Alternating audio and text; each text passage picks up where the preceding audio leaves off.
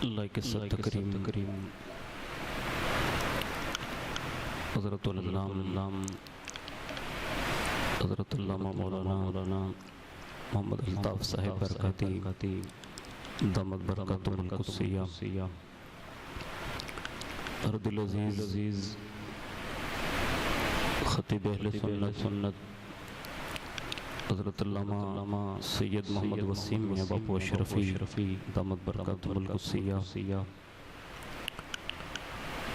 فاضل گرامی حضرت علامہ مولانا سید محمد الطاف حسین باپو شیرازی دامت برکاتہ العالیہ مداح رسول عالم نبیل حضرت سید ایوب میاں باپو قادری الجیلانی اردل عزیز مداح رسول بلبل باغ رسالت سید ماہین علی باپو قادری الجیلانی دامت برکاتہ القدسیہ نقیب جلسہ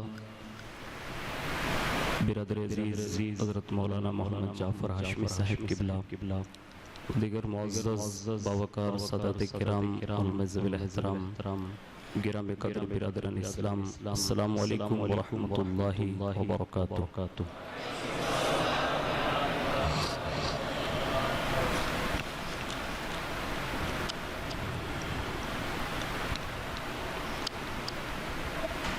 الحمدللہ رب العالمین والعاقبۃ للمتقین والصلاة والسلام علی سید الانبیاء والمرسلین وعلى آلہ واصحابہ وازواجہ وذریاتہ واہل بیتہ وابنہ الغوث الأعظم الجیلانی ومعین الملت والدین والشیخ الاسلام والمسلمین على الحضرت الامام احمد رضا وعلى عباد الله الصالحين اجمعین اما بعد فاعوذ باللہ من الشیطان الرجیم بسم اللہ الرحمن الرحیم یا ایہا الذین آمنوا اتقوا اللہ وابتغوا الیہ الوسیلہ وجاہدوا فی سبیلہ لعلکم تفلحون صدق اللہ العظیم وصدق رسولہ النبی الامین المختار الکریم ونحن على ذلك من الشاہدین والشاکرین والحمدللہ رب العالمین ایہ حسن عقیدت کے ساتھ الفت و محبت میں ڈوب کر سب سے پہلے مذہب اہل سنت والجماعت یعنی کہ مسلک اعلیٰ حضرت کے قدیم دستور کے مطابق ہم سب کے آقا و مولا حضور سراپا نور سیدنا محمد رسول اللہ صلی اللہ علیہ وآلہ وسلم کے دربار گہربار میں جی لگا کر درود پاک کی نظریں پیش کر لیں صلی اللہ علیہ نبی الامین وآلہ صلی اللہ علیہ وسلم صلاة و سلام علیہ یا رسول اللہ صلی اللہ علیہ وآلہ وسلم نبی اور آل نبی پر ایک بار اور محبت سے پورا مجمع درود شریف پڑھیں اللہم صلی علی سیدنا مولانا ندیم معدن جودی والکرم وعلا علیہ وآصحابہ وبارک وسلم صلاة و سلام علیہ یا رسول اللہ صلی اللہ علیہ وآلہ وسلم حصول برکت کے لیے پورا مجمع ایک بار اور محبت سے جی لگا کر درود شریف پیش کر لیں اللہم صلی وسلم وبارک علی سیدنا مولانا محمد النبی الامی الحبیب العالی الفضل العظیم الجاہ وعلا علیہ صحابہ وبارک وسلم صلاة و سلام علیہ یا رسول اللہ صلی اللہ علیہ وآلہ وسلم اللہ رب العزت کی توفیق سے ہم اور آپ ان لمحات میں داخل ہیں کہ جن لمحات کے انتظار میں اللہ کے مقدس فرشتے بھی رہا کرتے ہیں جیسا کہ فرمایا گیا کہ انسانوں کی طرح فرشتوں کی بھی دو عیدیں ہوتی ہیں لیکن انسانوں کے لیے عید دن میں ہوتی ہے اور فرشتوں کے لیے رات میں ہوتی ہے؟ اس کا جواب یہ ہے کہ ایک شب قدر یہ بھی فرشتوں کی عید ہے، اور دوسری شب برات یہ بھی فرشتوں کی عید ہے، یعنی یہ دو راتیں خاص ان کی خوشیوں کی راتیں ہوتی ہیں۔ تو آج ہم اور آپ اس عظیم الشان عید میں حاضر ہیں کہ جو فرشتوں کی عید ہے۔ میں اپنی گفتگو کا آغاز امام اہل سنت اعلیٰ حضرت عظیم البرکت مجدد دین و ملت شاہ امام احمد رضا خان فاضل بریلوی علیہ رحمت و رضوان کے اس کلام ناز سے کرنے کی سعادت حاصل کرتا ہوں، جس میں امام نے بہت بڑی باتیں بطور عریضہ پیش کی ہے، اور ہماری ہمت، ہمارے حوصلے اور ہمارے قلوب کو جو ہے روشنی بخشتے ہوئے یوں عرض کرتے ہیں اور فرماتے ہیں کہ کس کے جلوے کی جھلک ہے یہ اجالا کیا ہے۔ اگر تمام علماء اور طلبہ اگر توجہ فرمائیں گے تو یہ بڑا لطف کلام ہے اور اس میں بڑی لذت ہے۔ امام کہتے ہیں کہ کس کے جلوے کی جھلک ہے یہ اجالا کیا ہے، کس کے جلوے کی جھلک ہے یہ اجالا کیا ہے، ہر طرف دیدہ حیرت زدہ تختہ کیا ہے، ہر طرف دیدہ حیرت زدہ تختہ کیا ہے، اور آج کیا ہے؟ حقیقت یہی ہے جو امام نے بیان کی ہے کہ مانگ من مانتی منہ مانگی مرادیں لے گا، مانگ من مانتی منہ مانگی مرادیں لے گا، نہ یہاں نہ ہے نہ منگتا سے کہنا کیا ہے، نہ یہاں نہ ہے نہ منگتا سے یہ کہنا کیا ہے۔ اور آگے کہتے ہیں، اور یہ اس رات کے حوالے سے کچھ مخالفین نے بڑا شور مچایا ہے کہ اس رات کو منانے کا کوئی فائدہ نہیں اور یہ بدعت ہے، اور اس کو نہ جانے توڑ مروڑ کر کہاں سے وہ کچھ نہ کچھ اٹھا کر میڈیا پر ڈال دیتے ہیں، اور ہماری عوام جو ہے بیچاری بڑی سیدھی سادھی ہے تو ان کے سمجھ سے باہر ہو جاتا ہے کبھی۔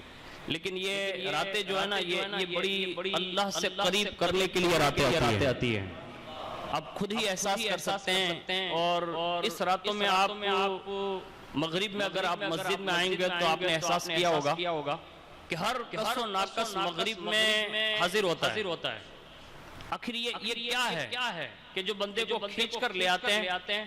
آپ یقین جانیں ان راتوں میں آسمان کے وہ نوری فرشتے آسمان چھوڑ دیتے ہیں، زمین پر اتر آتے ہیں، اور وہ سارے کے سارے صرف اس لیے آتے ہیں کہ آج بڑی کثرت سے رسول اللہ کے امتی مسجد میں تشریف لے آئیں گے، اور یہ ان کے مسافے اور معانقے کا سبب بنتا ہے۔ تو یقیناً یہ ہمیں اور آپ کو جو ملی ہے یہ راتیں یہ صرف ایک ہی ذات ہے جسے محمد الرسول اللہ کہتے ہیں صلی اللہ علیہ وسلم، یہ حضور کے سبب سے ملی ہے۔ اب یہ راتوں میں ہوگا کیا؟ ہم کیا عریضہ پیش کریں گے؟ تو اس میں امام کہتے ہیں کہ ہم ہیں ان کے، وہ ہیں تیرے، تو ہوئے ہم تیرے۔ امام کہتے ہیں کہ ہم ہیں ان کے، وہ ہیں تیرے، تو ہوئے ہم تیرے، اس سے بڑھ کر تیری سمت اور وسیلہ کیا ہے؟ اس سے بڑھ کر تیری سمت اور وسیلہ کیا ہے؟ اور پھر حضور نے کیا رب نے کیا کیا، اللہ اس کے رسول نے کتنے بڑے انعام دیے، تو فرماتے ہیں ان کی امت میں بنایا، ان کی امت میں بنایا، انہیں رحمت بھیجا، ان کی امت میں بنایا، انہیں رحمت بھیجا، یوں نہ فرما کہ تیرا رحم میں یہ دعویٰ کیا ہے، یہ نہ فرما کہ تیرا رحم میں دعویٰ کیا ہے۔ اور آج ہم اور آپ تو کیا عبادتیں کریں گے؟ بڑے لوگوں نے عبادتوں کا حق ادا کیا، بس یہ ان کی نقل اتارنے کے لیے چند لمحوں کے لیے حاضر ہو جاتے ہیں، اور اچھے لوگوں کی نقل بھی بڑی اچھی ہوتی ہے۔ تو اسی نقل کی بنیاد پر اگر ہمیں اور آپ کو ایک نظر اگر دیکھ لیا گیا نا، جس رات کا یہ شرف ہے کہ عام اعلان ہے سوائے چند افراد کے چھوڑ کر، اگر وہ بھی توبہ کر لے تو انہیں بھی بخشا جاتا ہے۔ یعنی یہ صراحت ہے، چند لوگوں کو چھوڑ کر سب کی بخشش کر دی جاتی ہے مومنین کی۔ اب یہ عام اعلان ہے، اس میں ہم اور آپ حاضر ہیں۔ اب یہاں آ گئے تو کریں کیا؟ تو صرف اتنا کریں، یوں عرض کریں، صدقہ پیارے کی حیا کا، صدقہ پیارے کی حیا کا، نلے نصاب، صدقہ پیارے کی حیا کا، نلے نصاب، بخش بے پوچھے، لجائے کو لجانا کیا ہے، بخش بے پوچھے، لجائے کو لجانا کیا ہے۔ ایک بار محبت کے ساتھ درود شریف پیش کر لیں۔ اللہم صلی وسلم وبارک علی سیدنا مولانا محمد نبی الامی الحبیب العالی القدر العظیم الجاہ وعلی آلہ وصحبہ وبارک وسلم، صلاۃ و سلام علیک یا رسول اللہ صلی اللہ تعالی علیہ وآلہ وسلم۔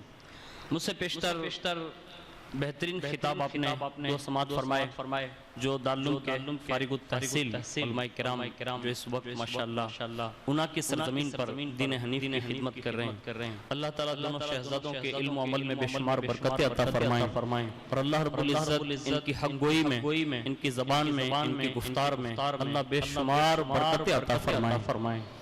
اور انہی کے ساتھ میں دو مداح رسول، وہ دونوں بھی ماشاءاللہ سید ہیں۔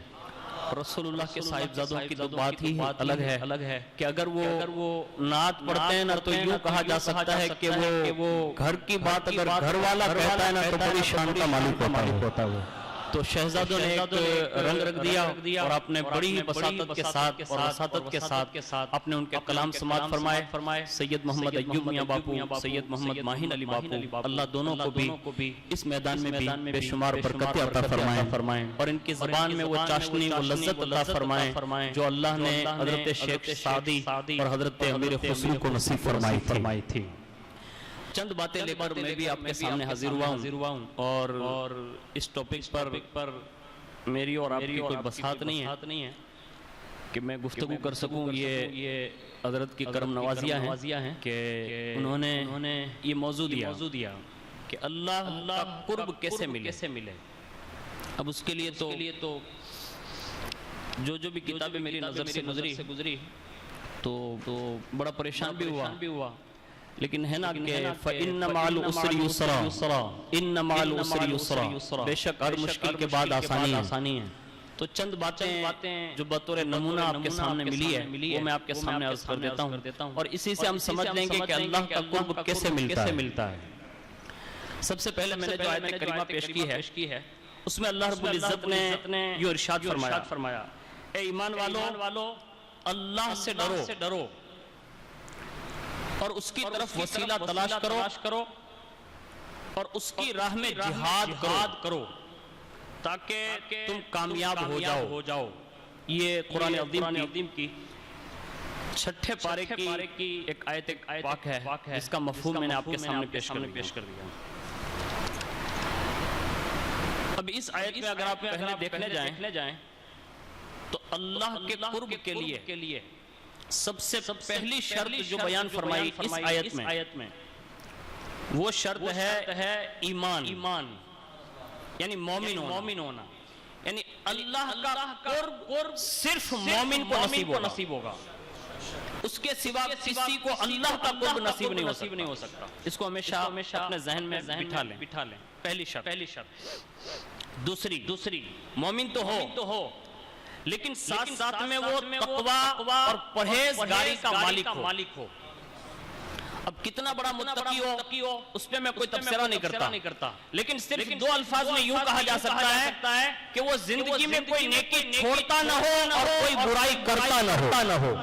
یہ دو جملوں میں بس یہی متقی ہے۔ اور متقین کی لسٹ ہم اور آپ اولیاء کو جو گنتے ہیں نا یہ بہت بڑے لوگ ہیں، لیکن یہ دوسری شرط ہے کہ متقی ہونا، پرہیزگار ہونا۔ اللہ کے قرب کے لیے تقوی، پرہیزگاری یہ دوسری شرط ہے ایمان کے فوراً بعد۔ اس کے سوا سنیے تیسری چیز ہے وسیلہ تلاش کرنا، یعنی اللہ کی طرف ڈائریکٹ کوئی نہیں جا سکتا، یعنی کائنات میں کوئی ایسی ذات ہے ہی نہیں جو ڈائریکٹ اللہ کے قریب جا سکے. اس کے لیے اس نے وسیلہ رکھا ہے اور ان وسیلوں میں سب سے بڑا وسیلہ اپنے محبوب محمد رسول اللہ صلی اللہ علیہ وسلم کی ذات اقدس کو رکھا ہے. یعنی بغیر حضور کے قرب کے اور بغیر حضور کے وسیلے کے کوئی خدا تک رسائی نہیں کر سکتا. یہ حضور کی شان ہے. تو تیسری شرط یہ ہوئی کہ وسیلہ تلاش کریں. چوتھی بات انہوں نے ارشاد فرمائی جہاد فی سبیل اللہ, اللہ کی راہ میں جہاد کرنا. اب لفظ جہاد سن کر ہماری قومیں بڑی لرز جاتی ہے کبھی کبھی کہ یہ برکاتی کہیں یہ ٹاپک شروع نہ کرتے ہیں. جہاد کوئی برا لفظ نہیں ہے. اس کو باقاعدہ لوگوں نے پلاننگ کے تحت برا بنانے کی کوشش کی ہے. ورنہ ہمارے یہاں جیسے نماز, روزہ, حج, زکوٰۃ ہیں ایسے ہی جہاد بھی ہمارے یہاں فرض ہے. یعنی اہم عبادت کا نام تھا, لوگوں نے اس کو جوڑ دیا کہیں اور جا کر. ہم لوگ دوست لوگ کبھی بیٹھتے ہیں تو 2-3 جملے کہتے ہیں الطاف صاحب, تو کوئی ایسا جملہ کہتے ہیں نا تو ہم لوگ مذاق میں کیا تو نے جوڑ دیا. یعنی یہ جملہ ہم لوگ نکالتے کبھی دوست لوگ بیٹھا تھا, کوئی بھی بات بولا تھا کیا تو نے جوڑ دیا. اب یہ بیوقوفوں نے اس جہاد کو لفظ لو سے جوڑ دیا. یعنی لو جہاد یہ مسلمانوں کا پلان ہے, ایسا جوڑ دیا. دوسرا یہ کیا کہ یہ آتنکواد سے جوڑ دیا. حالانکہ ہمارے یہاں لفظ جہاد جو ہے وہ دہشت گردی کے لیے نہیں ہے بلکہ پوری کائنات میں امن قائم کرنے کے لیے لفظ جہاد کا استعمال ہے اور اسی کے ذریعے دنیا امن اور سکون سے رہ سکتی ہے. اس کو جہاد کہتے ہیں. اب جہاد کا لغوی معنی کوشش کرنا ہے. اب اسی کے ضمن میں آپ دیکھ لیں کوئی ظلم بڑھے, جبر بڑھے, تشدد بڑھے, اب ان ساری چیزوں کو روکنے کے لیے تلوار کی ضرورت ہے. ابھی تلوار کم ہو گئی تو بندوق کی ضرورت ہے, رائفل کی ضرورت ہے, 47 کی ضرورت ہے. یہ ہر کوئی کرتا ہے نا بھائی. جیسے کوئی مالدار ہوتا ہے, بڑا مالدار ہو گیا, اب اس کو اپنی حفاظت چاہیے تو وہ کیا کرتا ہے, بندوق کی اجازت لیتا ہے, لائسنس لیتا ہے. یعنی یہ جہاد کر رہا ہے, اپنے آپ کی بچت کے لیے کوشش کر رہا. تو بلا تشبیہ اور تمثیل کے لفظ جہاد یہ صرف پروپیگنڈا کے تحت دہشت گردی سے جوڑا گیا ہے, لیکن اسلام کے نقطۂ نظر سے, قرآن اور حدیث کی نقطۂ نظر سے اگر آپ نے دیکھنے جائیں گے تو یہ سب سے بہترین اور مکمل ایک عبادت کا نام ہے. اب یہ کئی طریقوں سے کی جا سکتی ہے, 1-2 طریقے نہیں ہیں اس کے. اس کو تو لوگ ایک ہی طریقہ سمجھتے ہیں کہ مارو, دھاڑو, کاٹو, بس مرو یا اسی کو جہاد کرتے ہیں. نہیں, ہمارے یہاں یہ جہاد نہیں ہے. ہمارے یہاں لفظ جہاد کے کئی معنی ہیں اور اس معنی پر اس جہاد کو جب ان الفاظ سے جوڑا جائے گا تو آپ کو سب کو اور پوری دنیا کو سمجھ میں آئے گا. لیکن اللہ کا حکم یہ ہے کہ یہ کامیابی راہ فی سبیل اللہ, یعنی جہاد فی سبیل اللہ, اس میں کامیابی ہے. اب جہاد بھی سیف تھا ایک زمانے میں, گزر گیا وہ زمانہ. وقت کی نزاکتوں کے ساتھ اگر آپ دیکھنے جائیں تو اس وقت بھی ہمارے بزرگ لوگ جہاد کر رہے ہیں. وہ تو یا جہاد باللسان کر رہے ہیں یا جہاد بالقلم کر رہے ہیں. ہاں, یہ جہاد آج بھی جاری ہے اور صبح قیامت تک جاری رہے گا. اور اس سے بڑھ کر لفظ جہاد پر یہ جملہ رسول اللہ کا بہت بڑا وزنی ہے. حضور نے فرمایا حق و باطل کی جنگ جاری ہی رہے گی یہاں تک کہ قرب قیامت کا جب دور آئے گا تو میرا امتی دجال سے بھی جنگ کرے گا. یہ اس سے بڑھ کر اور کیا اس کے لیے دلیل ہو سکتی ہے. لیکن ہمارے بزرگوں نے اس جہاد کو ایک اور الفاظ سے بھی جوڑا, جہاد بالنفس, نفس سے بھی جہاد کرنا.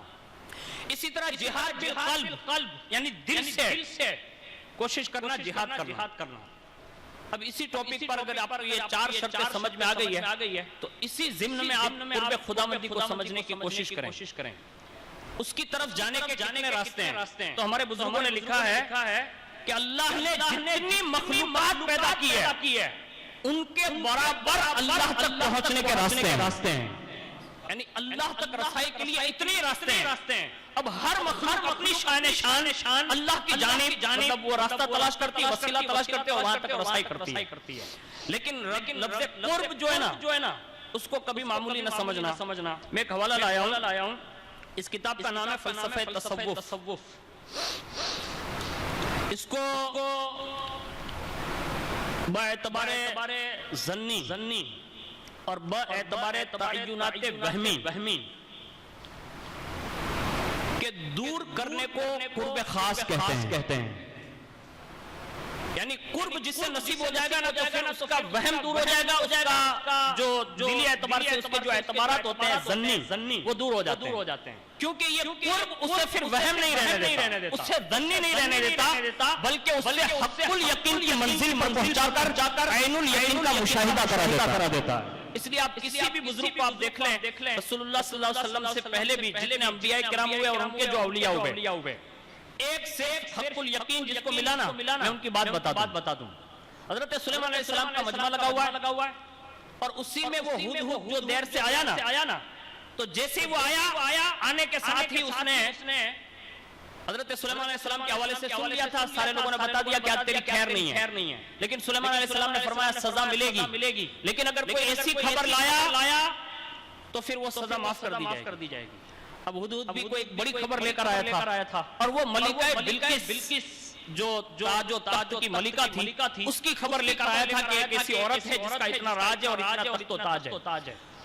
مختصر یہ ہوا کہ حضرت سلیمان علیہ السلام کو اس نے بتا دیا.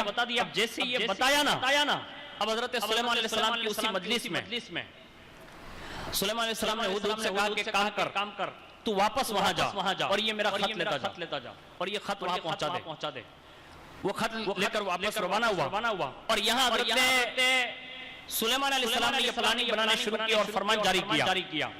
کہا جب وہ عورت وہاں سے نکلے, یعنی ملکہ بلقیس نکلے, اس وقت سے لے کر یہاں تک پہنچنے سے پہلے میری محفل میں کوئی ایسا بندہ ہے کہ جو اس کے پہنچنے سے پہلے اس کا تخت میری بارگاہ میں پہنچا دیں. اب جب یہ بات ہوئی نا تو اسی محفل میں ایک جنات بیٹھا تھا. کیا بیٹھا تھا؟ زور سے بولو نا بھائی. جنات. اس کا مطلب یہ ہوتا ہے کہ اسی محفلوں میں انسانوں کے ساتھ جنات بھی بیٹھتے ہیں, تو اس میں دھیان رکھنا چاہیے, اچھی باتیں سننی بھی چاہیے. جنات بھی بیٹھتے ہیں, یہ کنفرم ہے. اور جنات بھی مومن بھی ہوتے ہیں, اور بے شمار اجنہ ایسے ہیں کہ جن کی عمریں اتنی طویل ہے کہ میں نے اپنے کانوں سے جن پر جنات آئی ہوئی تھا ان کے زبانی سنا ہے کہ وہ جنات کئی بزرگوں سے ملاقات شدہ ہوتے ہیں, یعنی بڑے علم والے بھی رہے ہیں. آج بھی ہمارے اور آپ کے درمیان یقیناً جنات بھی بیٹھے ہوں گے. تو انس اور جن سب کو یہ پیغام ہے کہ توجہ کے ساتھ سنیے کہ جنات پیغمبروں کی بارگاہ میں بھی بیٹھتے تھے, تو ان کے قرب کی وجہ سے انہیں طاقت کیا دی جاتی تھی. آج حالات یہ بنے ہوئے ہیں کہ کسی کو موکل مل جاتا ہے نا تو وہ کسی کو برباد کرنے پر تلتا ہے, کسی کو کوئی سفلی علم مل جاتا ہے وہ کسی کو تباہ کرنے پر تل جاتا ہے. حالانکہ یہ جناتوں سے کام لینے کی اجازت شرع نے نہیں دی ہے. اب یہ بیچارہ مجبوری میں یہ کام کر ضرور دیتا ہے, لیکن اس کی اجازت نہیں ہے. اس لیے آپ نے سنا ہوگا کہ اس رات میں سب کی مغفرت ہے, جادوگر کی مغفرت نہیں ہے. آپ سمجھ رہے ہیں, جادوگر کی مغفرت نہیں ہے. اس لیے کہ یہ غلط جناتوں سے کام لیا جاتا ہے جادو میں, لیکن جنات بھی اس زمانے کے اعتبار سے جو دور سلیمانی میں گزرے ہیں. بیٹھا تھا, وہ کھڑا ہو گیا, اس نے کہا حضور اگر اجازت ہو تو آپ کی محفل ختم ہو, اس سے پہلے میں وہ ملکہ بلقیس کا تخت آپ کی بارگاہ میں پہنچا سکتا ہوں. یہ سلیمان علیہ السلام کے دور کا جنات. اب جب اس نے یہ کہا نا تو سلیمان علیہ السلام نے فرمایا مجھے اس سے بھی پہلے چاہیے.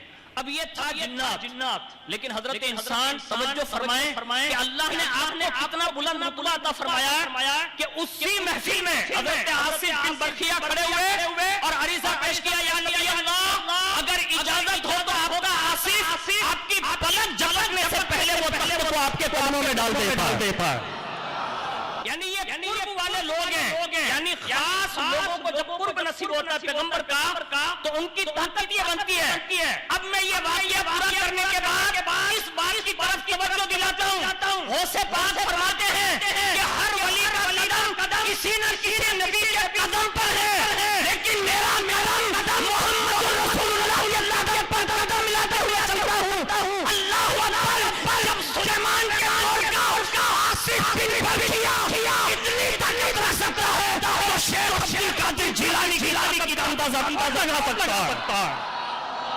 یہ وہ طاقت ہے جو پورے مصطفیٰ سے نصیب ہوئی ہے. اس لیے سلیمان علیہ السلام جب آخر میں دنیا سے تشریف لے جانے لگے اور بیت المقدس کی جو تعمیر آپ نے کروائی تو اس میں جناتوں سے کام لینا تھا، لیکن ایک دن دل میں خیال آیا کہ یہ تو میرے سب فرما بردار ہو رہے ہیں، آگے چل کے یہ لوگ کھل جائیں گے، دیو پری، یہ دیوتا، یہ جتنے بھی خبیث ہیں وہ تو لوگوں کو پریشان کر دیں گے۔ دل میں خیال گزرانا تو سلیمان علیہ السلام پر وحی آئی، کہا سلیمان گھبرانا نہیں، تیرے وصال کے بعد اس کی باغ ڈور جو ہے نا میں اپنے محبوب کے شہزادے عبد القادر جیلانی کے ہاتھ میں دے رہا ہوں، یعنی غوث پاک کے ہاتھ میں دے دی گئی، کہا جیسے کنٹرول آپ کا ہے نا، کہا صبح قیامت تک ہر جنات پر شیخ عبد القادر جیلانی کا ایسے ہی جاری رہے گا۔ یہ قرب خاص والے لوگ ہیں۔ تو ایک ہمیں اور آپ کو پتا چل گیا کہ قرب کے لیے جس کا جتنا زیادہ جتنی پہنچ ہوگی نا ان میں سے ان کے وہم دور ہوتے ہیں، ان کا ظن دور ہوتا ہے۔ اب آگے سنیے، قرب کی چار قسمیں، قریب ہونے کی، یہ قرب جس کو نصیب ہوتا ہے۔ اس کے لیے انہوں نے جو الفاظ استعمال کیے نا، تو میں تو کم پڑھا لکھا آدمی ہوں، لیکن اگر کوئی غلطی ہو جائے گی تو مولانا الطاف صاحب اصلاح کر دیں گے۔ اس میں سے پہلا قرب جس کو ملتا ہے نا وہ صرف نوافل سے ملتا ہے۔ حدیث شریف کا مفہوم بھی ہے کہ فرائض کے ساتھ ساتھ جب بندہ کثرت نوافل کرتا ہے تو اللہ تعالیٰ اس سے پھر اپنا خاص قرب نصیب فرما دیتا ہے۔ اور کتنا قرب نصیب فرماتا ہے تو فرمایا وہ پکڑتا جو ہاتھ اس کا ہوتا ہے، لیکن طاقت خدا کی ہوتی ہے، زبان اس کی ہوتی ہے، لیکن بولنا خدا کا ہوتا ہے۔ اس لیے آپ نے سنا ہوگا نا کہ ہمارے بزرگوں کو جب یہ قرب نصیب ہوا نا تو مردے کو یوں کہتے کن بِإِذْنِ اللَّهِ، تو وہ کھڑا ہو جاتا تھا۔ زبان ان کی ہوتی تھی لیکن وہ بولنا خدا کا ہوتا تھا۔ ایک یہ ہے سالک سے صفات بشریت، ایک سالک یعنی جو راہ سلوک میں قدم رکھتا ہے اس کی بشریت جب دور ہو جائیں، یعنی وہ تقاضائے بشریت سے دور ہو جائیں اور ان صفات کا وہ مظہر بن جاتا ہے، تب جا کے اس سے قرب نصیب ہوتا ہے۔ ایک قسم۔ دوسرا قرب ہے فرائض کی پابندی سے قرب ملنا، یعنی قرب فرائض جس کو کہتے ہیں، یعنی سالک تمام موجودات اپنے تمام شعور ذات سے یہاں تک کہ ایسا فانی ہو جاتا ہے کہ عارف کی نظر میں سوائے حق کے اس کے اندر کچھ باقی نہیں رہتا، صرف حق باقی رہتا ہے۔ اور فرمایا اس مرتبے میں حق فاعل اور بندہ جو ہوتا ہے نا وہ اعلی فاعل بنتا ہے۔ اب یہ میں کوئی اتنا درس سیاق سے تعلق نہیں رکھتا، اس لیے صاف الفاظ میں سمجھا نہیں سکتا، لیکن اپنی عام فہم میں یوں کہہ سکتا ہوں کہ بندہ جب اس منزل پر فائد ہو جاتا نا تو پھر کام بظاہر بندے کے نظر آتے ہیں، پس پردہ وہ کام خدا کے ہوتے ہیں۔ ہاں، اس کو یاد رکھ لیں، یہ فرائض کی پابندی والوں کے لیے ہے۔ جو فرض کی جتنی زیادہ پابندی کرے گا اس کو اتنا قرب نصیب ہوگا۔ تیسرا آپشن قرب جامع، یہ کس کو نصیب ہوتا ہے تو فرمایا کہ یہ نوافل اور فرائض ان دونوں کو جب جمع کر لیتا ہے تو ان دونوں کے درمیان ایک قرب اور کھلتا ہے جس کو قرب جامع کہا جاتا ہے کہ سالک پر ایک وقت میں یکے بعد دیگرے دونوں شانیں نصیب ہوتی ہیں اور اسی شان کو مجمع الجمع کہا جاتا ہے۔ اب اس کو بھی میں ہدایت النو اور نومیر کی زبان میں تو نہیں سمجھا سکتا، لیکن اتنا ضرور عرض کر سکتا ہوں کہ پھر وہ دونوں طرفہ مطلب کانٹیکٹ ہو جاتا ہے، یعنی پھر وہ رسوخ ملتا ہے، اتنا رسوخ ملتا ہے کہ ہم اس کو مطلب بیان نہیں کر سکتے، اتنا کہہ سکتے کہ پھر وہ ساری چیزوں میں مطلب تصرف کرتا ہے۔ اس لیے آپ نے سنا ہوگا جس کو قرب نصیب ہوتا ہے نا تو پھر اس کے نام میں بھی اثر ہوتا ہے۔ جیسا کہ ایک روایت ملتی ہے حضرت جنید بغدادی کہیں مصلی پہ جا رہے تھے، پیچھے سے ایک آدمی آیا، کہا مجھے بھی جانا، تو وہ سمجھا کشتی ہے، اس نے آواز دی، جنید بغدادی نے مصلی واپس گھمایا اور جیسے کنارے پر کہا جنید بغدادی آپ؟ کہا کہا میں تو سمجھا کشتی جا رہی ہے اس لیے آواز دی تھی، معافی چاہتا ہوں۔ کہا تجھے جانا کیا ہے؟ کہا اس پار جانا ہے، یعنی پتہ یہ چلا اگر اس پار سے اس پار جانا ہے نا تو کسی کے مصلی کی ضرورت ہے۔ ہاں تو کہا کہ مجھے اس پار جانا ہے، جب کہا نا اس پار جانا ہے، کہا ٹھیک ہے کشتی سمجھا تھا تو نا، میرے مصلی پہ کھڑا ہو جائے۔ اس نے کہا حضور مصلی پہ؟ اب دیکھیے قرب نہیں ہے نا تو یہ چم ہو گئیاں۔ آج ہمارے اور آپ کے یقین میں جو کمزوری ہے وہ قرب نہ ہونے کی وجہ سے، کیونکہ ہم نے ایسے پیر کے ہاتھ میں ہاتھ دیا ہے جس کا کوئی ٹھکانہ نہیں ہے، کیونکہ ہمارا وسیلہ ہی مضبوط نہیں ہے۔ ہمیں اور آپ کو یہ تلاش کرنا چاہیے کہ حقیقت میں قرب ملتا کہاں سے۔ اب یہ پہلے اس نے کہا حضور یہ مصلی پہ تھوڑا کھڑا رہ جا سکتا ہے، ابھی تو نے دیکھا نہیں کہ میں تیرتا ہوا آیا؟ ہاں تو پھر بیٹھ جا، کھڑا ہو جا۔ اس نے کہا حضور ڈر لگ رہا ہے. واہ واہ, جو قریب ہوتے ہیں نا پھر ان کی شان یہ ہوتی ہے, کہا کھڑا ہو جاؤ اور یا جنید بول. یعنی نام میں یہ دو طرفہ جو ملتا ہے نا وہ یوں ملتا ہے. کہا یا جنید بول. اب ہے بیچ میں یہ بندہ نہیں پڑھا لکھا کچھ بھی نہیں, جو اپنے شان تھا اس نے سن لیا خالی. اب یہ ہے جنید, کہتے ہیں یا جنید بول. اب یہ نوافل اور فرائض کا جو سنگم ہوا نا, اب دو طرفہ کیسے ملتا ہے وہ سمجھانے جا رہا ہوں. اب یہ آگے مطلب جنید بغدادی آگے پیچھے یہ کھڑا ہو گیا. اس نے شروع کر دیا یا جنید. اب جیسے بیچ میں جا رہا تھا نا تو ابھی نیا آیا تھا نا, اور نشالیہ جو پہل داخلہ لیتا ہے نا تو اس کو اتنے قانون معلوم ہوتے نہیں ہیں. ہمارے یہاں ایک بچہ ہے چھوٹا سا, یہی ہوگا, بہت اچھا سونا بچہ ماشاءاللہ, اس کا نام حسنین ہے ہمارے خیال سے. وہ جب پہلی بار آیا نا تو میں نے پوچھا, میں نے کہا بچے ایک بات بولے. میں نے کہا بیٹا پلین کہاں اترتا ہے؟ تو اس نے کہا وڈالے میں. یہ وڈالہ اپنا, یعنی یہ بچپن ہے. ایسے اسکول کا پہلا داخلہ ہوتا ہے تو اس کی سوچ یہ ہوتی ہے. اسی طرح قرب کی منزل میں پہلے ایسی غلطیاں بھی ہوتی ہے. تو جیسے اس نے کھڑا کر کے کہا یا جنید کر. اب یہ یا جنید کر رہا ہے, مصلی تیر رہا تھا, بالکل تیر رہا تھا. اب دیکھیے جب بندہ تیرتا ہے نا تو کوئی نہ کوئی اس کو ڈسٹرب ضرور کرتا ہے, کیونکہ اس کو منزل کی طرف جانا ہوتا ہے نا, تو اس کو روکنے کے لیے بڑی جسارتیں ہوتی ہے. اب فوراً وہیں جناب آگئے, اور جناب نے آ کے فوراً ایک کچوکا لگایا دل میں اور کہا کیا کر رہا ہے؟ تو اس نے کہا یا جنید. کہا جنید جو آگے بیٹھا ہوا نا, کہا وہ یا اللہ کر رہا ہے. تو کہا میں کیا کروں؟ تو کہا جب وہ یا اللہ کر رہا ہے تو تو یا جنید کیوں کرتا ہے؟ تو بھی بول یا اللہ.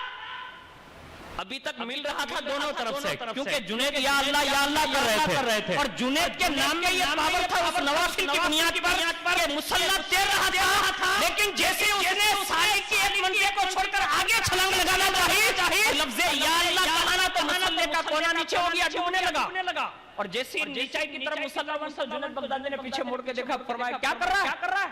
ہاتھ دیا اور نکالا. کہا کچھ نہیں. کہا تو نے کیا شروع کیا ابھی؟ کہا یا اللہ. کہا پاگل ہو گیا, بیوقوف ہے. کہا کیوں؟ کہا ابھی تک تو جنید تک نہیں پہنچا ہے. یہ دل پہ لے لیجیے آپ, ابھی تک تو جنید تک نہیں پہنچا ہے. جب جنید ملے گا نا پھر تیرے دل میں وہ بس جائے گا, پھر اسلام کی برکت یہ ملے گی کہ تجھے بھی لفظ الہی کی برکتیں نصیب ہوگی. ابھی تو تجھے صرف یہ کہنا یا جنید کرتا رہے. یہ کی مطلب منزل ہے جو میں نے آپ کو سمجھانے کی کوشش کی, حالانکہ میں کوئی مطلب وہ علمی مزاج اتنا زیادہ نہیں ہے, لیکن یہ سمجھا دیا عام فہم میں. چوتھا میں بتا رہا ہوں, چوتھا قرب. ان تینوں قربوں سے ایک الہی دا قرب ہے. یہ سب کو ملتے ہیں, یہ جو تین ہیں نا وہ سب کو ملتے ہیں, کسی نہ کسی کو نصیب ہو جاتے ہیں. لیکن چوتھا جو قرب ہے نا وہ ان تینوں سے الہی دا ہے, جہاں قرب اور تقرب بعد و وصال تک کی گنجائش نہیں ہوتی. یعنی قرب پھر قرب نہیں رہتا, تقرب پھر تقرب نہیں رہتا, بعد پھر بعد اور وصال بعد وصال نہیں رہتا, بلکہ وہ ضم ہو جاتا ہے یہاں تک کہ مرتبہ احدیت الجمع پر اس کو پہنچا دیا جاتا ہے. اب اس کو اعلیٰ حضرت کا ایک شعر ہے جو میری سمجھ سے باہر ہے, وہ ادائی کے بخشش میں کبھی آپ کوئی پوچھیں گے تو میں وہ شعر سنا دوں گا. لیکن یہ مرتبہ احدیت الجمع جو ہے نا یہ چوتھا قرب ہے, اور یہ قرب کسی کو نہیں ملتا. انہوں نے لکھا ہے کہ یہ صرف محمد رسول اللہ کا خاصہ ہے. یعنی یہ قرب کسی کو نہیں, صرف رسول اللہ کو ہے. اس لیے آپ دیکھ لیجئے کائنات میں جتنے ہوئے اور جتنے ہوں گے, یعنی جب سے کائنات شروع ہے لے کر آج تک سب کو خدا تک رسائی نہیں. اعلیٰ حضرت سنتے ہیں کہ محشر میں صرف ان کی رسائی ہے اور ان کی رسائی ہے جو بنائی ہے. یہ قرب خاص صرف حضور کو حاصل ہے. یہ چار قرب میں نے آپ کو بیان کر دیے. اب اس کے تک پہنچنے کے لیے کتنے راستے ہیں, انہوں نے 2 صفحے لکھے ہیں. میں اس کو قطع نظر کرتا ہوں اور ایک بات عرض کر کے جا رہا ہوں کہ اگر اس بات پر ہم نے اور آپ نے سب نے عمل کیا تو ہو سکتا ہے کہ ان چیزوں کی صرف توفیق مل جائے کہیں نہ کہیں. آج ہماری نمازیں چھوٹ رہی ہے, آج ہمارے نوافل بھی چھوٹ رہے ہیں, آج ہماری بہت ساری چیزیں چھوٹ رہی ہیں ہم سب کی. اگر چھوٹ رہی ہے نا تو اس میں قصور کس کا؟ اس میں ایک راستہ ہم سے جو چک ہوئی اور ہم اس کو بھول گئے. وہ راستہ کون سا؟ اسی کو سماعت کر لیں اور اسی پر اپنی گفتگو ختم کر دوں. اللہ رب العزت ارشاد فرماتا ہے فقد جاءتہ احداہما تمشی علی استحیاء. اللہ رب العزت فرماتا ہے تو ان دو لڑکیوں سے ایک شرماتی ان کے پاس آئی. ان دو لڑکیوں میں سے ایک شرماتی ہوئی ان کے پاس آئی. اس آیت میں اس واقعے کی طرف اشارہ ہے جو حضرت موسیٰ علیہ السلام جب حضرت شعیب علیہ السلام کے یہاں تشریف لے گئے تھے تو سب سے پہلے اس چشمے پر آپ ٹھہرے جہاں لوگ پانی پلانے آتے تھے. تو اس وقت جو ہے حضرت موسیٰ علیہ السلام بھی وہاں تھے تو دیکھا سب پانی پلا رہے ہیں. وہ دو بچیاں جو شعیب علیہ السلام کی تھی نا وہ دور کھڑی ہے, پانی پلانے نہیں آئی. یہاں تک کہ سب پانی پلا کے پانی لے کے نکل گئے نا تو پھر وہ دونوں بچیاں قریب آئی. لیکن وہ دونوں بچیاں تھی تو ان سے وہ پتھر ہٹتا نہیں تھا, چشمے پر جو تھا نا وہ ہٹتا نہیں تھا. تو انہوں نے حضرت موسیٰ علیہ السلام نے یہ بھانپ لیا کہ یہ بچیوں سے یہ پتھر ہٹے گا نہیں. تو آپ خود قریب گئے اور اس پتھر کو ہٹایا, فرمایا آپ اپنا پانی بھی بھر لو, اپنے جانوروں کو بھی پلا لو. اب یہ پلانے کے بعد تشریف لے گئی. اب انہوں نے اپنی والد صاحب کو کہا اور یہ ساری باتیں انہوں نے پیش کر دی. اب اس پر بات نہ کرتے ہوئے ان دونوں بچیوں کو قرآن نے حیا والا کہا. حیا والا کہا. آج پوری دنیا کا آپ سروے کر لیں, اس میں ہم سب داخل ہیں. اللہ کرے ہماری اور آپ کی سینے کی حیا والی آنکھ کھل جائے. اس لیے کہ آج بے حیائی کا دور ہے اور اس بے حیائی نے ہمیں یہ سارے قرب کے جو جلسے تھے نا اسے ہمیں دور کر دیے. اور اتنا بڑا نقصان ہوا جس کو ہم اور آپ سوچ بھی نہیں سکتے. لیکن جنہوں نے یہ بیان کیا نا, ایک تو قرآن کی آیت میں نے ابھی آپ کے سامنے پیش کر دی ہے. اب رسول اللہ کے ارشادات سنیے. رسول اللہ فرماتے ہیں فرمایا نہیں ہوتی کسی چیز میں حیائی مگر اس سے داغدار کر دیتی ہے, اور نہیں ہوتی کسی چیز میں حیا مگر اس سے زینت بخش دیتی ہے. یعنی کائنات کے قوم مسلم کو اگر پھر سے زینت چاہیے تو اسے حیادار بننا ہوگا. بے حیائی سے ہمیں دور ہونا ہوگا. اب آپ کہیں کہ بے حیائی کیا ہے؟ آج بے حیائی مجھے بیان کرنے کی ضرورت نہیں ہے. آج ہم اور آپ جس جگہ بیٹھ جاتے ہیں نا وہیں ہماری باتیں بھی بے حیائی سے شروع ہوتی ہے. آج ہماری کوئی مجلس ایسی نہیں ہے جہاں بے حیائی کی گفتگو نہ ہوتی ہو. ہر مجلس ہماری بے حیائی سے بھری ہوئی ہے. حد تو یہ ہے کہ اب ہماری بے حیائی ہمارے ہاتھوں, ہماری آنکھوں, ہمارے کانوں, ہماری زبانوں تک محدود نہیں.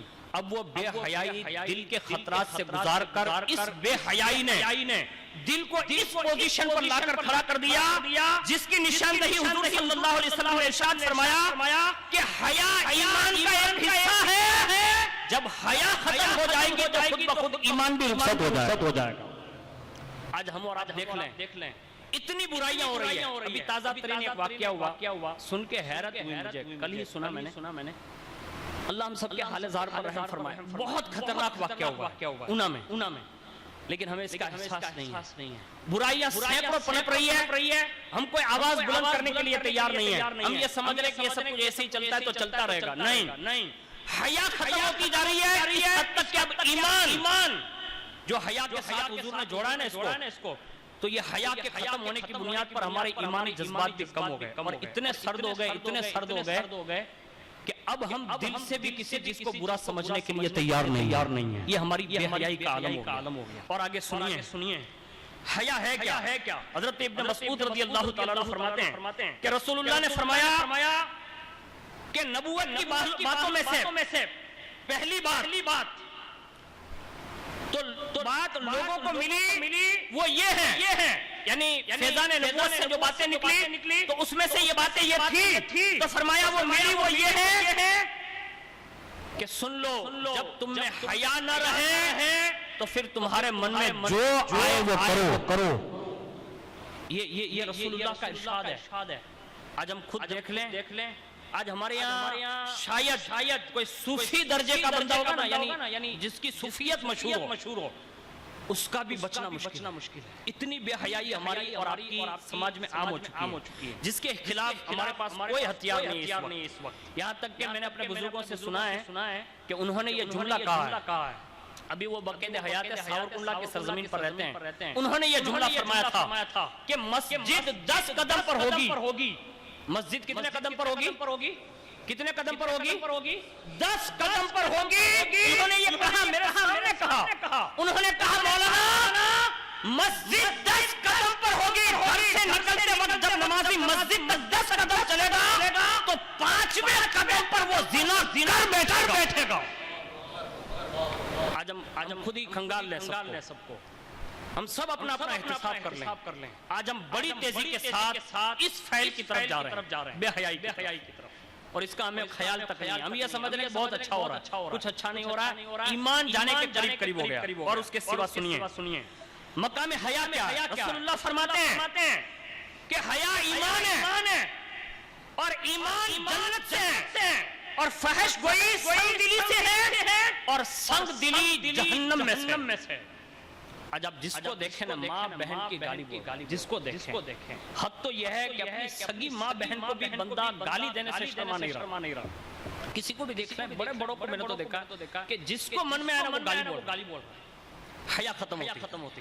اس کے سوا سنیں، حضور نے فرمایا ہر دین کا ایک خلق ہے، ہر مذہب کا ایک خلق ہے، اور اسلام کا خلق حیا ہے.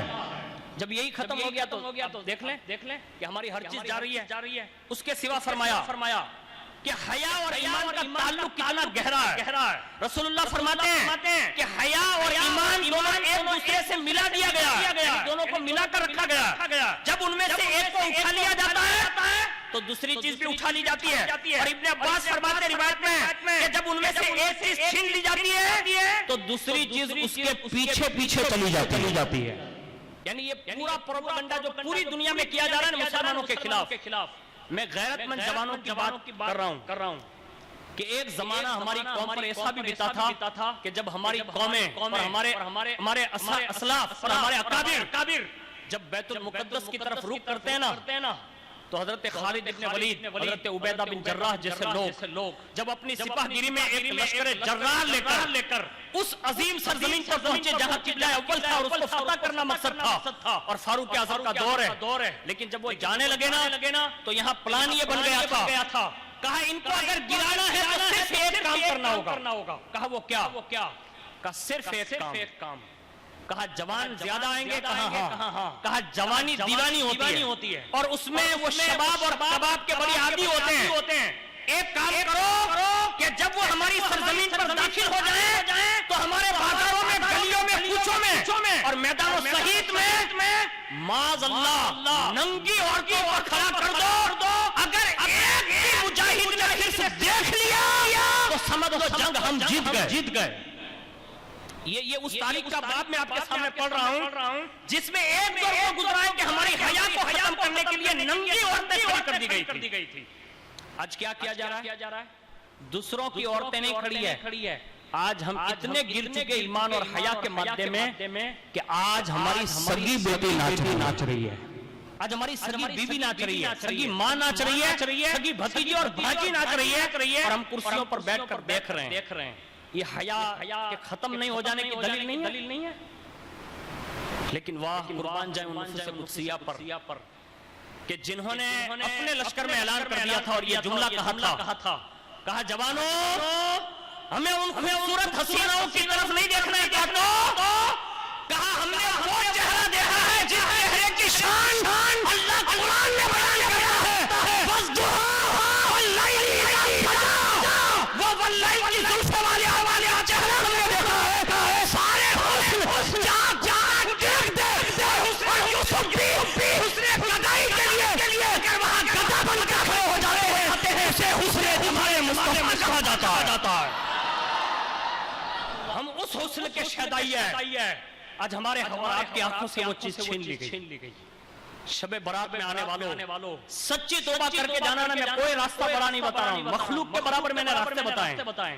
صرف اس راستے پر عمل کی کوشش کرنا کہ سب سے پہلے اپنی آنکھوں کو حیادار بنا لیں. نمبر دو اپنی زبان پر لگام دیتے ہوئے اس سے بھی حیادار بنائیں. چیٹ کرنے والے دوستوں سے گزارش ہے کہ وہ بھی چیٹنگ میں بھی حیا ملحوظ رکھیں. ابھی کا ایک واقعہ پیش ہے، آپ کو سن کے حیرت ہوگی، میں بتا نہیں سکتا ہونا کا اس لیے میں بتا نہیں سکتا، لیکن ہوا اب بھی جوا، یعنی یہ 2 دن پہلے کی میں بات بتا رہا ہوں، اس لیے کوشش کریں اپنے سوشل میڈیا پر کسی بھی لڑکی سے گفتگو کرنے کی ضرورت نہیں ہے، مت کریں آپ میسنجر میں یا انسٹاگرام آتا ہے اس پہ، ٹویٹر پہ یا فیس بک پہ کسی سے مت کیجیے، اس لیے کہ یہ صرف اور صرف پلاننگ ہے تمہاری حیا کو ختم کرنے کے لیے۔ ہاں اگر تمہیں چیٹ ہی کرنا ہے نا تو ابھی میں نے ایک عادت بنائی، مولانا اللہ قبول فرمائے، آپ کو بھی سب کو بھی کہتا ہوں، اگر آپ واٹس ایپ چلاتے ایک عادت بنا لیں۔ میں نے میرے شیخ سے اجازت مانگی، میں نے کہا حضور اگر آپ اجازت دینا تو روزانہ آپ کو سلام کیا کروں گا میں۔ اب انہوں نے الحمدللہ اجازت دی، میں روزانہ ان کو سلام کرتا ہوں، وہ سلام کا جواب عطا فرماتے ہیں۔ ایک سید زادے ہیں جو برسوں سے مجھے صبح کے وقت سلام بھیجتے ہیں، میں ان کے سلام کا جواب دیتا ہوں۔ آج ہمارے جتنے بھی واٹس ایپ چلانے والے ہیں ان کو آپ پوچھ لیں، آج کوئی سلام کا جواب دینے کے لیے تیار نہیں ہے۔ اب ایسا کون سا کام کر رہے ہیں واٹس ایپ پہ جس کی وجہ سے آپ سلام کا جواب نہیں دے سکتے؟ اس کا مطلب یہ ہے کہ ہمارا ایمان کمزور ہو گیا، ہماری حیا ختم ہو گئی، اس لیے دینی کام اب نظر نہیں آ رہے ہیں، اب نظر صرف یہی چیزیں آ رہی ہیں جو ہماری اور آپ کی نگاہیں جس کو دیکھ رہی ہے۔ اس لیے اللہ کے لیے کوشش کریں کہ یہ چیز آپ لے کر جائیں، شب برات میں اس بات پر آپ توبہ کر کے اٹھیں کہ انشاءاللہ آپ سے کوشش کریں گے کہ حیا کو اپنی زندگی میں لانے کی کوشش کریں گے، حیادار جوان بنیں، غیرت مند بنیں، اور جس کا ایمان غیرت مند ہو جاتا ہے نا، اللہ اکبر۔ اعلیٰ حضرت نے بچپن میں یہ واقعہ گزرا ہے کہ کچھ انگریز عورتیں گزری نا، اب ہے بچپن چھوٹے سے بڑا کرتا پہنتے تھے، یعنی لمبا ایک سائڈ سے، تو بچپن ہوتا ہے، لیکن جیسے نکلیں تو کچھ وہ عورتیں نکلی انگریز۔ اب ہمارے یہاں تو حال یہ ہے کہ اسپیشل دیکھنے کے لیے ناگوا، اسپیشل دیکھنے کے لیے ڈیو، اسپیشل دیکھنے کے لیے بڑی راتوں میں وہاں جایا جاتا ہے، بھاری مزہ بھی وہ سیلفی ہے، یعنی بھرکیوں کے ساتھ میں سیلفی پڑی جا رہی۔ اب کیا کر رہے ہیں، کہاں جا رہے ہیں، اور اس کو ذوق سمجھا جا رہا ہے، اور اس کو اتنا پروموٹ کیا گیا کہ برائی نہیں رہی، معاذ اللہ رب العالمین، اس کو فیشن بنا لیا گیا۔ اللہ سے ڈریے، اپنے ایمان کی بچت کیجئے اور حیادار بنیے۔ چھوٹے سے بچے ہیں، چند عورتیں سامنے آئی نا تو نظر جھکا لی، اور جیسے نظر جھکا کے بالکل سامنے آ گئی نا تو وہی کرتا تھا، ایسے آنکھوں پہ الٹ لیا۔ اب بچہ جو ہوتا ہے چھوٹا، وہ کرتا پہنتا تو سر پہ ڈالنا کوئی مشکل، الٹ دیا۔ اب وہ عورتیں ہنسی اور ہنس کر کہنے لگی، کہا جو چھپانا تھا وہ ظاہر کر دیا، اور جو نہیں چھپانا تھا اس کو چھپا لیا۔ لیکن بچپن میں اتنے حیادار تھے، اعلیٰ حضرت فرمانے لگے پہلے آنکھیں بہکتی ہے، پھر دل بہکتا ہے، پھر شہوت پیدا ہوتی ہے، پھر جا کے یہ مقام آتا ہے کہ آدمی نفس کی طرف راغب ہوتا ہے۔ اس لیے میں نے پہلا ہی دروازہ بند کر دیا۔ آج ہمیں اس دروازے کو بند کرنے کی ضرورت ہے۔ یہ آپ کو شرم والی بات لگتی ہوگی، لیکن اللہ کا فرمان ہے کہ حق بیان کرنے میں حیا نہیں کرنی چاہیے، بیان کر دینا چاہیے۔ آج ہماری اور سب کی نگاہیں اسی میں تلی ہوئی ہے۔ اللہ کے لیے کوشش کیجئے، اس لیے کہ یہ آنکھیں یہ صرف دیدار رسول کے لیے ہیں، یہ صرف دیدار الہی کے لیے ہیں، اور جو لوگ حیادار ہوئے ہیں انہیں قرب کے کیسے جلوے ملے۔ آج بھی حضور غوثیت مآب رضی اللہ تعالیٰ عنہ کی شان یہ ہے کہ آج بھی بلا اجازت، یعنی کوئی روک کے بنا آج بھی وہ گنبد خضرا میں آتے بھی ہیں اور جاتے بھی ہیں، یعنی خاص حجرہ رسول میں جاتے ہیں۔ آج بھی ان کا قرب یہی ہے۔ آج ہمارا قرب کہاں چلا گیا؟ صرف وجہ یہ بنی کہ ہماری آنکھیں بہک گئی، ہمارے دل کے اندر سے ایمان کا جو مادہ تھا اس کو کم کر دیا گیا، واپس پلٹیے۔ آج بڑی رات ہے، اس سے جو بندے توبہ کر لیتے ہیں پھر انعام بھی کتنا ملتا معلوم ہے؟ حضرت عبداللہ ابن مبارک کا نام سنا ہوگا، یہ وقت کے ابدال تھے، اور اتنے بڑے ابدال اور اتنے بڑے منزل پر فائز ہو گئے تھے کہ امام اعظم سے کسی نے پوچھا، کہا امام اعظم جو کروڑوں حنفیوں کا امام ہے، ان سے پوچھا کہ جو ہر وقت رسول اللہ کے بازو میں نظر آتے ہیں، خود رسول اللہ نے بیان فرمایا، ایک بندے نے خواب میں دیکھا، کہا حضور آپ کو کہاں تلاش کروں؟ کہا ابو حنیفہ کی محفل میں چلا جایا کر، وہیں تجھے ملاقات کرا دیا کروں گا۔ یعنی جہاں رسول اللہ آتے جاتے ہو وہ امام اعظم سے کسی نے پوچھا، اور انہوں نے یہ بیان کیا کہ جب قیامت کے دن اللہ مجھ سے پوچھے گا نا امام اعظم کیا لائے ہو، تو عرض کروں گا مولا عبداللہ ابن مبارک کو لایا ہوں، یعنی ان کو پیش کروں گا۔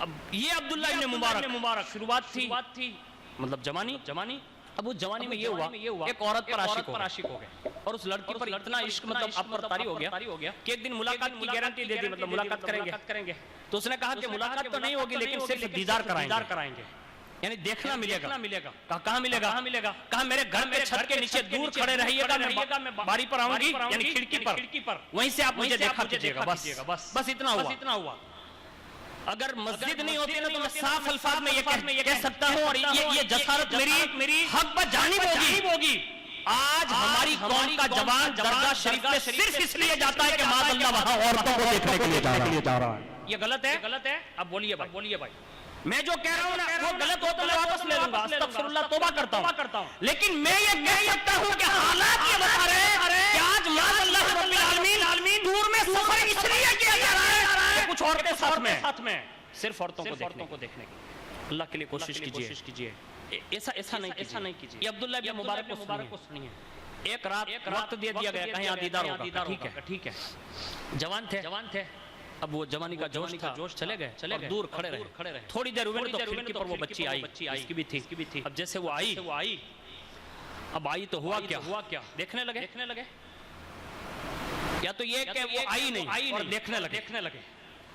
دیکھتے انتظار کرتے صبح ہو گئی اور جب فجر کی اذانیں گونجی تو عبداللہ ابن مبارک کہتے ہیں ابھی دیدار ہوا نہیں ہے, صرف انتظار ہے. اتنے میں یوں سمجھا کہ یہ عشاء کی اذان ہے, لیکن کھڑے تھے اور اسی کھڑے رہنے میں جب اجالا ہوا ایک دم روشنی پھیلنے لگی, لوگوں کی آوک جاوک ہوئی, دل میں جھٹکا لگا. عبداللہ کیا کر رہا ہے؟ بس یہ جھٹکا لگا نا تو کہا یہ تو صبح ہو گئی. یعنی پوری رات کھڑے رہ کر آپ نے وہاں ٹکٹی باندھے رکھی اور جب اس مرحلے پر آپ کو گزارا گیا, اللہ اکبر, اسی وقت ضمیر نے انہیں جھنجھوڑا. حیا جو تھی وہ بڑھ آئی اور ایمان نے مضبوطی کے ساتھ ایک جھٹکا دیا. کہا عبداللہ اگر اسی طرح ایک اللہ کے لیے گزار لیتا تو نہ جانے منزلیں پار کرا دیا جاتا. بس اسی جھٹکے نے اتنا جھنجھوڑ دیا کہ پھر وہیں سے وہ بات بن گئی کہ امام اعظم کے صف اول میں نظر آنے لگے. یہ اپنے وقت کے بڑے ابدال گزرے ہیں. ایسے سینکڑوں باتیں میں آپ کے سامنے پیش کر سکتا ہوں جو آج ہمارے اور آپ کے حالات بن رہے ہیں. اللہ کے لیے کوشش کیجئے. حیا نہیں ہونے کا نقصان بڑا ہو رہا ہے اور اس کا ایک نقصان رسول اللہ نے بیان کیا ہے. اس کو سن لیں اور اسی پر بات ختم کر دوں.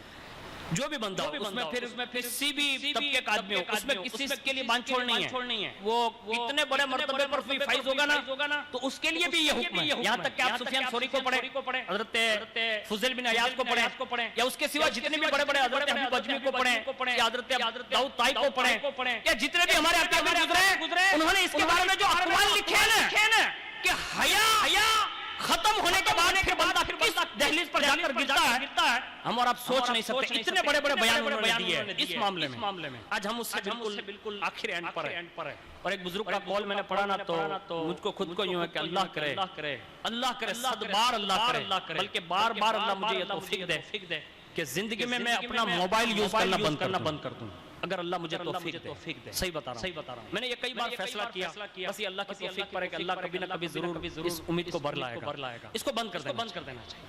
وجہ صرف بتا رہا ہوں. ایک بزرگ کا قول ہے احمد بری حکایت میں کہ ایک دور امت پر وہ آئے گا کہ بندہ ہر وقت زنا کرتا رہے گا, چاہے نہیں چاہے.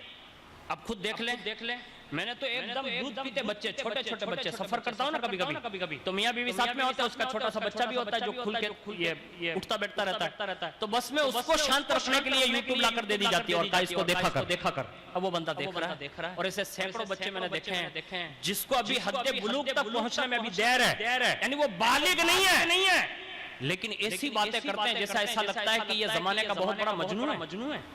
یعنی یہ داستانیں آج چھوٹے بچوں سے کی جا رہی ہے. ایک ہوٹل میں ایک بچے سے میری ملاقات ہوئی, اس نے جیب میں سے 2 چاکلیٹ نکالے اور کہا کھائیں گے, تو مجھے یوں کا سامنے سے کہا تو دے گا ابھی. میں نے کہا لاؤ نا بھائی. اس نے ایک اپنی جیب میں رکھی اور کھا کر کہتا ہے یہ میری لیلا نے دی ہے. یہ انہاں کا بچہ بتا رہا ہوں آپ کو جس کی مونچھیں نہیں, مطلب وہ دودھ پیتا بچہ ہے, وہ کہتا ہے یہ میری اس نے دی ہے. جس قوم کے اور سماج کے چھوٹے چھوٹے بچے یہ باتیں کرتے ہو نا تو پھر وہاں ایمان جگہ نہیں لیتا. اس کو نوٹ کر لیں. ہاں اس کے لیے ہمیں واپس آنا ہوگا اور اس کے لیے رسول اللہ کی یہ حدیث سن لو گے نا آپ کو اندازہ آ جائے گا کہ آج ہم اور آپ جس دہلیز پر کھڑے ہیں اس کی سب سے بڑی وجہ یہی ہے. رسول اللہ صلی اللہ علیہ وسلم ارشاد فرماتے ہیں کہ جب اللہ تعالیٰ کسی بندے کو برباد کرنا چاہتا ہے, کسی بھی بندے کو برباد کرنا چاہتا ہے تو سب سے پہلے اس سے شرم و حیا نکال لیتا ہے. یعنی حیا ختم کر دیتا اس کی حیا ختم کر دیتا ہے. اور پھر فرمایا جب اس کی حیا ختم تو فرمایا اللہ پھر اپنا غضب و جلال اس پر نازل فرماتا ہے. اور اس حد تک اسے غضب اور جلال فرماتا ہے کہ خدا کے نزدیک سب سے زیادہ برا اور سب سے زیادہ کبھی کوئی بندہ ہوتا ہے تو وہ وہی بندہ ہوتا ہے جس کی شرم و حیا ختم ہو جاتی ہے. اب آپ سے گزارش ہے ہم سب کو یہ اصلاح اپنے سب کی کرنی ہوگی. میں آپ کو یہ ڈانٹا نہیں ہوں, یہ صرف پہنچایا ہوں. میرا کام یہی تھا. آپ یہ سوچیں گے کہ آپ اس پہ عامل ہیں. میں اس کو پڑھ رہا تھا تو ایک بات آئی نا تو میرے کو یہ بیان کرنے کا جی نہیں چاہا. میں نے پھر اس کو پلٹا, پھر 2-3 بار پھر پڑھا اس کو. پھر میرے دل نے یہ مطلب تسلی لے لی, کہا بیان کر دیں. اگرچہ تو اس پہ عامل نہ صحیح لیکن کم از کم پہنچانے کا ثواب اللہ ضرور عطا فرما دے گا. اگر ایک بھی بندہ اس معاملے میں اگر واپس ہوا نا تو یہ ہم سب کے لیے یہ رات میں یہاں جمع ہونا ہمارے لیے کی سند بن جائے گی. اور سینکڑوں ایسے جوان ہیں کہ جس کے رات دن اسی کام میں بیتتے ہیں. اللہ کے لیے حیا پیدا کیجئے, اس لیے کہ حیا جس کی مضبوط اس کا ایمان بھی مضبوط. اور پہلی شرط میں نے قرب خداوندی میں بیان کی ہے ایمان مضبوط ہونا چاہیے. اور دوسری چیز بیان کی ہے تقوی اور پرہیزگاری ہونی چاہیے. اور تیسری چیز بیان پیش کی ہے کہ وسیلہ تلاش کریں اور ایسا مضبوط وسیلہ تلاش کریں کہ بس اس سے ایک نظر مل جائے نا تو پھر وہ ساری منزلیں پار کر دیں. اور چوتھی شرط میں نے پیش کی ہے جہاد کریں. اور اس پر حیا پر کام کرنا اور حیادار بننا یہ بھی ایک جہاد ہے. اور اس جہاد میں اگر ہم اور آپ کامیاب نکلے تو اللہ سے امید کرتے ہیں کہ اللہ تعالیٰ قیامت کے دن ہمیں اور آپ کو بھی ان نفوس قدسیہ کے قرب و جوار میں کہیں کوئی جگہ نصیب فرما دیں. اللہ کہنے سننے سے زیادہ مجھے آپ سب کو عمل کی توفیق عطا فرمائیں. اللہ جتنے بھی لوگ یہاں حاضر ہیں اللہ ہم سب کی حاضری کو قبول فرما. جو بھی باتیں تیرے دین تک پہنچائی گئی میرے کریم سے قبولیت کا شرف عطا فرما اور سختی کے ساتھ ہم سب کو اس پر عمل کی توفیق عطا فرما. رمضان کمیٹی والوں نے جو یہ محفل پاک سجائی ہے میرے کریم ان کے رزق حلال میں بے شمار برکتیں عطا فرما. جتنے بھی لوگ حاضر ہیں سب کے رزق حلال میں بے شمار برکتیں عطا فرما. اپنے قرب اور جوار میں اپنی رحمت کے جوار میں مولا ہم سب جگہ نصیب فرما. بالخصوص آج کی رات تیرا عام اعلان ہے مولا حضور صلی اللہ علیہ وسلم کی امت کی مغفرت فرما. مولا حضور کی امت کی اصلاح فرما. مولا حضور کی امت پر مولا بلائیں جو نازل ہو رہی ہیں بلاؤں کو دور فرما, مصیبتوں کو دور فرما. اللہ تیری پناہ نصیب فرما, تیری امان نصیب فرما. اللہ دونوں جہان میں ہم سب کو عزت و آبرو کے ساتھ زندہ اور اسی پر ہم سب خاتمہ بالخیر فرما. آمین برحمتک یا ارحم الراحمین.